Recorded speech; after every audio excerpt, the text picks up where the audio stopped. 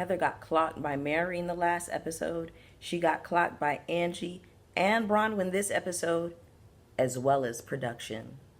Let's chat. Jesus, let me know, but they show no fish. Yeah, say you found it, but she's still gonna hold on. They say you found it, but she doesn't want.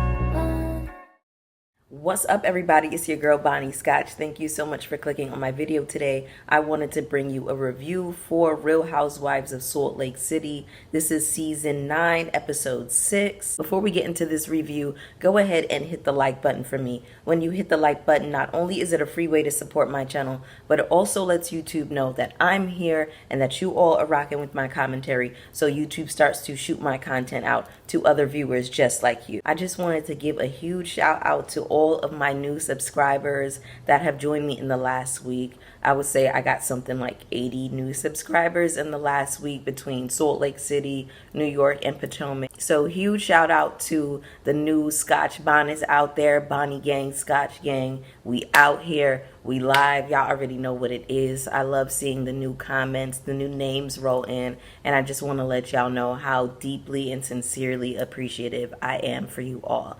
That being said, let's go ahead and jump right into it, shall we? So we pick up this episode where we left off, this altercation between John, Justin, Lisa, and Whitney. Again, I feel like Lisa was dead wrong for walking up on Justin like that. The thing is that these women can fuss and fight and bicker and argue and carry on, but when you involve the men, you have to understand that men run with this natural undercurrent of violence, and they're not afraid to tap into that resource.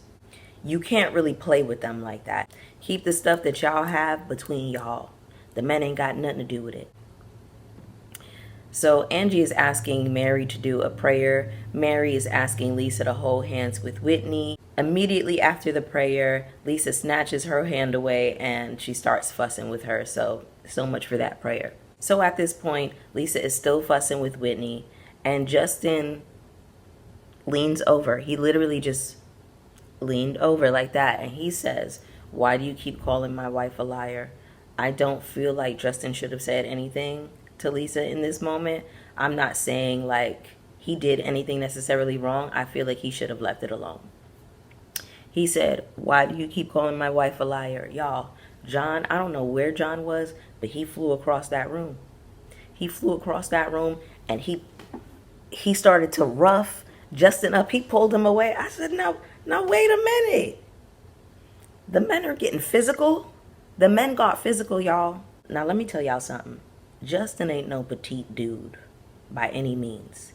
And John looks scrappy. John is tall and lanky. He's kind of skinny. But the way he rolled up on Justin, you could tell he used to get busy. This would have been a real fight. Justin is a stocky dude. He's solid. He's tall. Right? I don't know where Justin is from, but he gives me like Oregon. He gives me like he grew up eating like elk. So I went to Oregon once, like over a decade ago.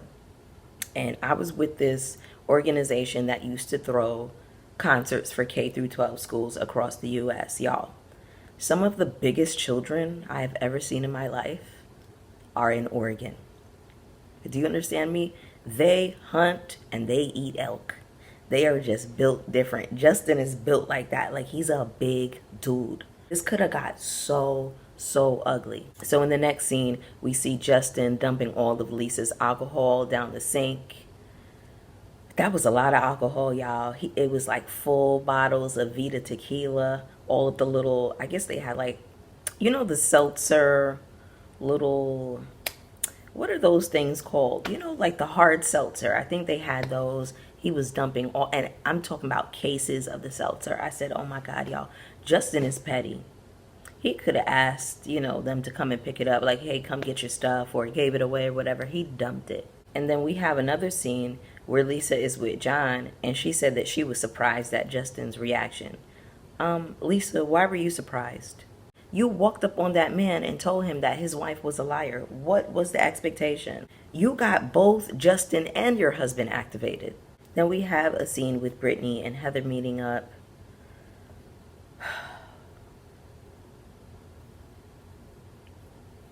Y'all, I'm so exhausted. I'm so tired of talking about Jared. I am tired, girls. Brittany says that she's so confused because she knows that Jared loves her, and on the other hand, he's not all in. Y'all,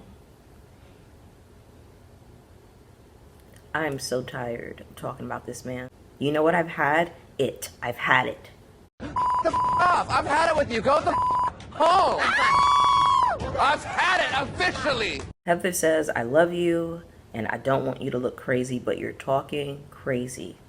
And I don't know how to talk to you anymore because we keep having the same convo over and over again. Heather tells her, you're supposed to be working on your relationship with your children. Brittany says that that's not kind and that's hurtful. No, the issue is, Brittany, is that Heather is not telling you the things that you want to hear. She is not enabling. She is not encouraging your delusion about this man. And I'm really appreciating Heather in this moment. You need somebody to tell you the truth. You need somebody to tell you, girl, stop. But here's the thing about the situation with Brittany. I would have to tell her, if I'm her friend, actually I wouldn't be friends with somebody like Brittany, to be honest. But I would have to tell her, please don't talk to me about this man no more. I don't want to know about this man.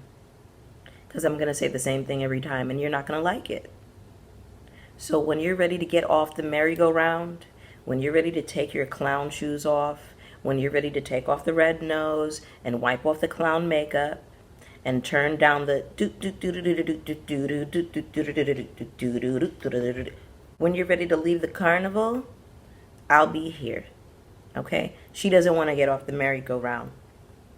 There's nothing that anybody can say that is going to convince Brittany that she needs to preserve herself and her relationship with her children, but herself most of all. When you're just willing to self-betray over and over and over and over again for a man who has shown that he doesn't care about you, what can anybody say? We get a scene with Bronwin and her husband Todd, and we learn that Bronwin does this airport pickup in a costume. Sure, spice up your life. In this scene, we learn that Todd is very shady, honey. He brings up the situation with Brittany and Jared and Aaron. Apparently, Bronwin told him what was going on. She was texting him the tea. She's like, oh, well, was there a threesome later on that night? Todd is shady. I like him. So then she mentions the situation with her daughter Gwen and the family reaching out. And you can tell in this moment that he is really protective and he's not having that. He's like, listen, they never reached out, they never made an effort, and they're despicable human beings. And I'm with Todd. I'm with him. I agree 100% on everything that he said. And at some point, he shut the conversation down. He was like, look, I don't want to talk about this no more. Y'all, you know how I feel about them. You know how I feel about them. Y'all, I like me some Todd. I like him. So then we have this scene with Whitney and Justin where we learn that John wants to meet up for lunch to discuss what happened. So we're having a husband meetup, y'all. This is so funny. So then we get this scene with Brittany and her family.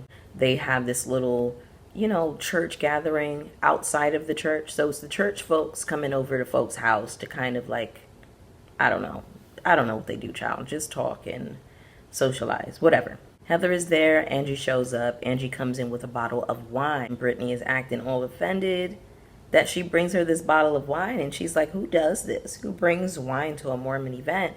And Angie is like, well, I didn't think it would be a big deal because every time I turn around, Brittany is guzzling wine. And then production cuts to all of these different scenes where Brittany is drinking wine. Y'all, I counted 5 scenes. Angie is good with the shade. So then we have this conversation naturally where Angie and Heather are talking about Bronwin, bringing the information back to Angie. Heather is saying to Angie that she shouldn't have said what she said about Lisa. And she's like, well, I gasped when you said it. And I told you that you shouldn't mom shame Lisa. And then production cuts to a clip where Heather literally just sat there and said nothing when Angie said that. I said, ooh, production is clocked in for the shade? All 10s, no notes. I'm so sick of seeing Heather get indignant whenever somebody rightfully calls her out.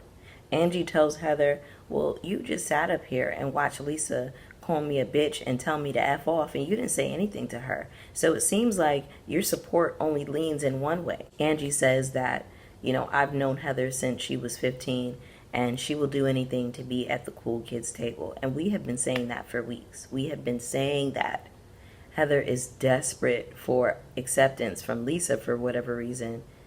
We don't see the appeal to Lisa. Angie is trying to convince Heather that Lisa does not deserve this level of loyalty from you. What has she done? Angie says, I've seen you support people who were dead wrong. And then Heather's like, oh, don't do that. Who are you talking about? Are you talking about Jen? Yeah.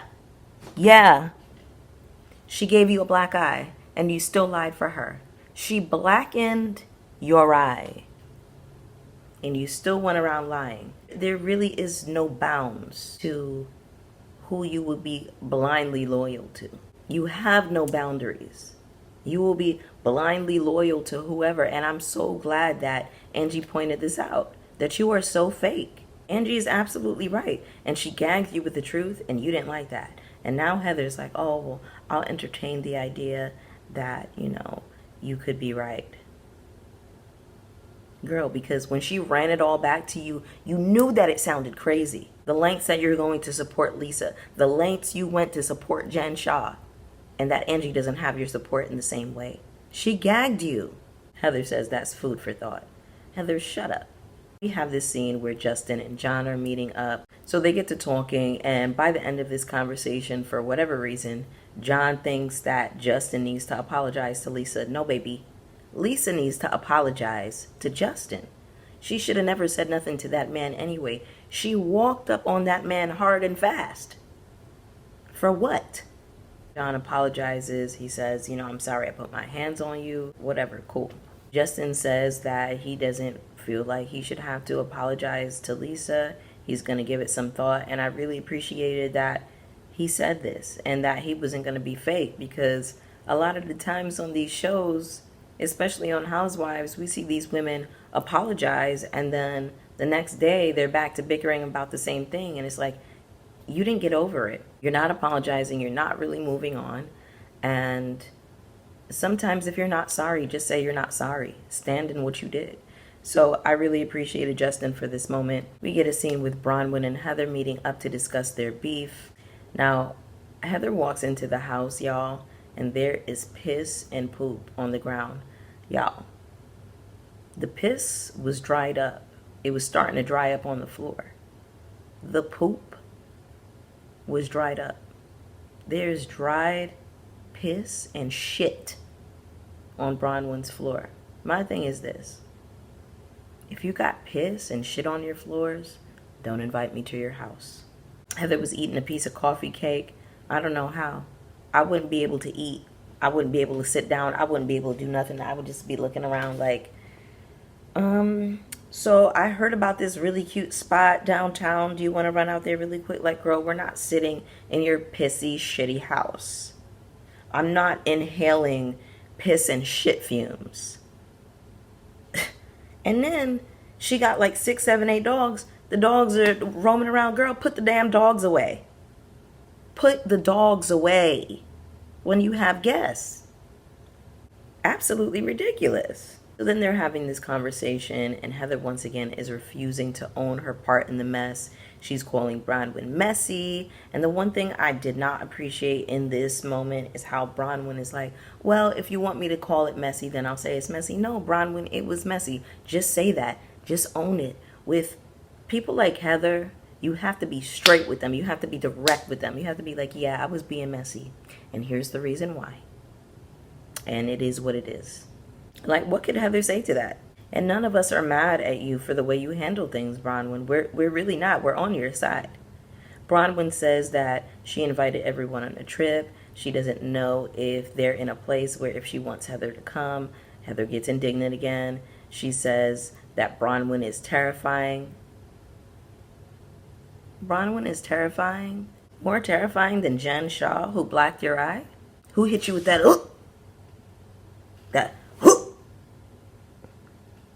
that uppercut? That hook? More terrifying than Jen Shaw's right hook?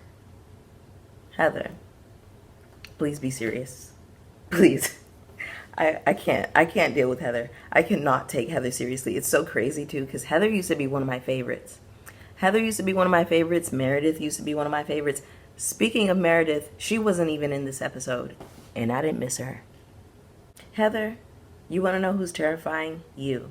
Because you like to stir up all of this mess, and then you act flabbergasted when anybody calls you out. You are so manipulative. Love to gaslight people, and you love to be righteous, and she is the type of person that I could never be friends with. I could never be friends with her. Heather says, oh, I'm so exhausted, and she storms out. And then we get a preview for next week where Lisa is getting into it with Bronwin, Meredith's husband is getting into it with Sean, Angie's husband, and then Todd is kicking Lisa and John off the trip. Y'all, Lisa's face looks so cracked in that clip. Baby, when I tell y'all Salt Lake City got it going on. All tens, no notes. But that was the episode, y'all. Go ahead and hit the like button for me on the way out. Subscribe if you haven't already. Get down in the comments with me. You already know that I want to hear from y'all, and I will see y'all for the next one. Peace. Ladies and gentlemen, there's something about this girl.